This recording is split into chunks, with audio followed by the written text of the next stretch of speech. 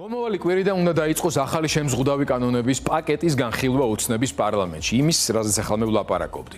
იურიდიული კომიტეტი იქნება პირველი, სადაც ამ დოკუმენტების განხილვას დაიწყებენ. ამ ეტაპისთვის პროექტის დაჩქარებული წესით განხილვა ინიციატორებს არ მოუთხოვიათ. მადლობა მათ.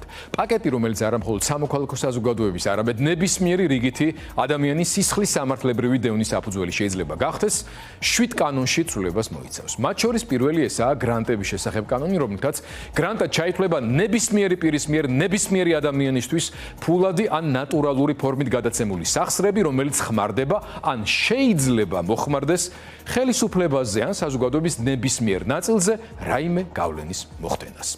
გრანტად ჩაგითვლით ქართული ოცნება ცოდნის, უნარების ან მომსახურების გაზიარებასაც. სისხლის სამართლის კოდექსში ცვლილებებით კი წესების დამრღვევს 6 წლით გაუშვებენ ციხეში. მეწარმე სუბიექტს მსხვილი ჯარიმა ელის თუ კი საკუთარ პოზიციას დააფიქსირებს პოლიტიკურ ან სოციალურ საკითხებზე. 8 წლით აეგრძალება პირს პოლიტიკური საქმიანობა თუ მუშაობს ისეთ ორგანიზაციაში, რომლის დაფინანსების 20%-ზე მეტი უცხოეთიდან მოდის. ანუ ამ ცვლილებით ქართული ოცნება ნებისმიერი ფულადი და არა მარტო ფულადი ნაკადის გაკონტროლებას შეეცდება, რაც შესაძლოა უცხოეთიდან შემოვიდეს.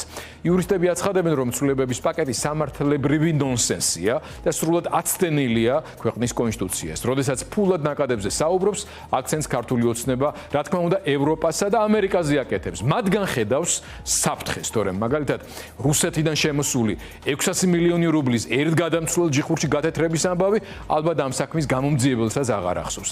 არავინ მოკითხავს დაფინანსების წყაროებს ქვეყანაში მომრავლებულ პრორუსულ ორგანიზაცია. პრორუსულ კი რუსულ ორგანიზაციებსაც. დამოუკიდებელი ფინანსების მქონე ძლიერი სამოქალაქო საზოგადოება სწორედ ივანიშვილის მთავრობისთვის თავარი პრობლემა.